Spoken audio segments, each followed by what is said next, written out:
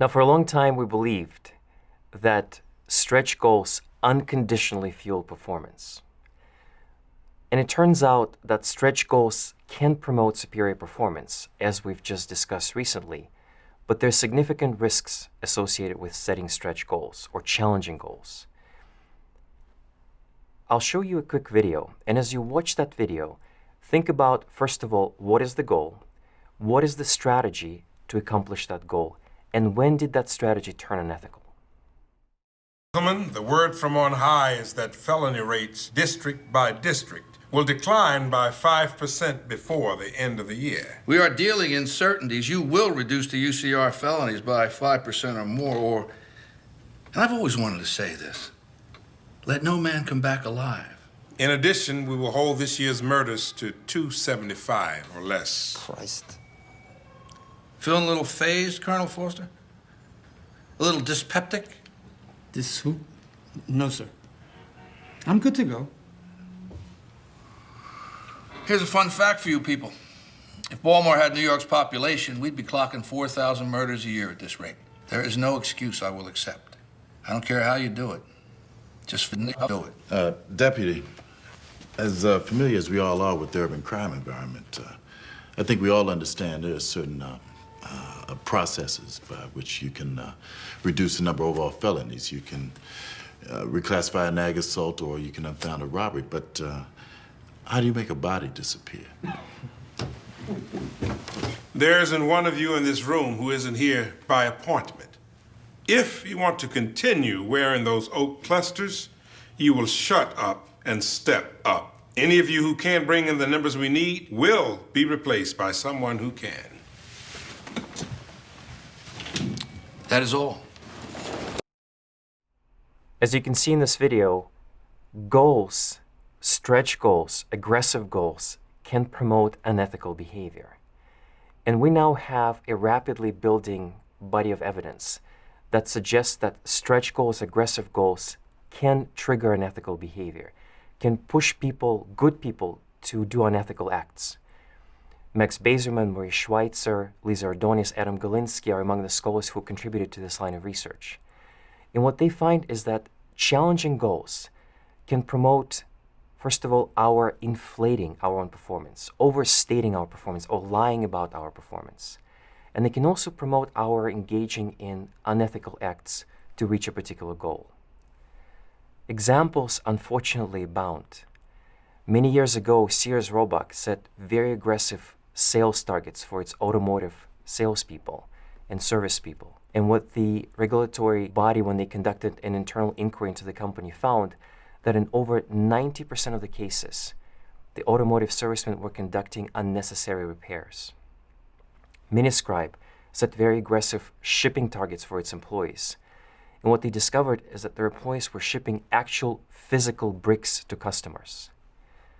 Imagine putting an actual physical brick in the box and shipping it to a customer. Bosch & Lomb employees falsified financial statements, responding to aggressive stretch goals for revenue and profitability internally. More recently, Toshiba employees inflated profits by over $1.2 billion from 2007 to 2015. Again, responding to very aggressive goals for profitability set internally, and those goals were also endorsed by the financial markets. The world of academia was recently shaken up by a series of scandals where scholars admitted not just to tweaking or faking some of their data, but falsifying their entire research agendas. That was true in medicine, in genetics, in social sciences. And one of the culprits here is aggressive stretch goals for tenure and receiving grant support. So as these goals, as these standards get tougher and tougher, they can push some scholars toward unethical behavior. For those of you who are from the United States, you may remember one of the largest cheating scandals in the history of this country. It happened in the state of Georgia in the Atlanta School District, where schools faced stretch goals to improve students' performance on standardized tests. And what the Georgia Bureau of Investigation found is that 44 out of 56 schools ended up cheating on the standardized tests. 178 principals and teachers were found to have corrected students' responses on standardized tests. And if you felt that the video I showed you in the beginning of the lesson was unrealistic and far-fetched, you might want to think again. There is evidence that at least some police officers downgrade crimes to lesser offenses to manage crime statistics. In a 2012 survey of retired police officers, it was reported that 80% of officers reported seeing crime rates being manipulated by their colleagues. So again, one key insight from this discussion so far is that aggressive stretch goals can push good people to conduct unethical acts. These stretch goals can trigger unethical behavior.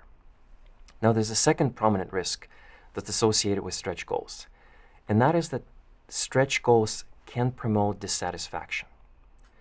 So think about this for a second. I can set an aggressive goal for myself, and I would typically accomplish more than somebody who set a less aggressive goal, but I would be less satisfied.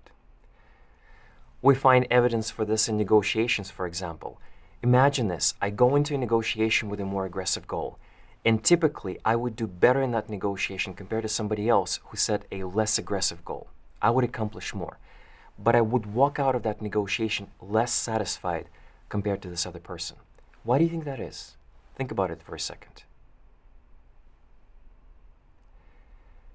It turns out that if I set very aggressive stretch goals, I'm more likely to fall short of these goals. And that's what we tend to focus. We tend to focus on the difference between the aspiration level and what we've actually accomplished. That's a tremendous source of dissatisfaction. For people who've accomplished their goals, they tend to compare downward, meaning to all the other folks who didn't hit a goal. So they're much happier. Vicky Medvik and her colleagues did some interesting research related to these themes in the context of Olympic medalists. And what they found is that if a person crosses a cutoff, if they hit that baseline goal, they tend to again compare downward to all the others that didn't make it. And what she found is that bronze medalists were consistently happier than silver medalists. I mean, it seems like a paradoxical finding, but bronze medalists are just happy they made it to the pedestal, looking at all these other athletes that didn't even come close. Now, for the silver medalists, that's a different story, because they're looking up to the gold medalist and say, oh my gosh, I came so close to that gold medal and I didn't make it.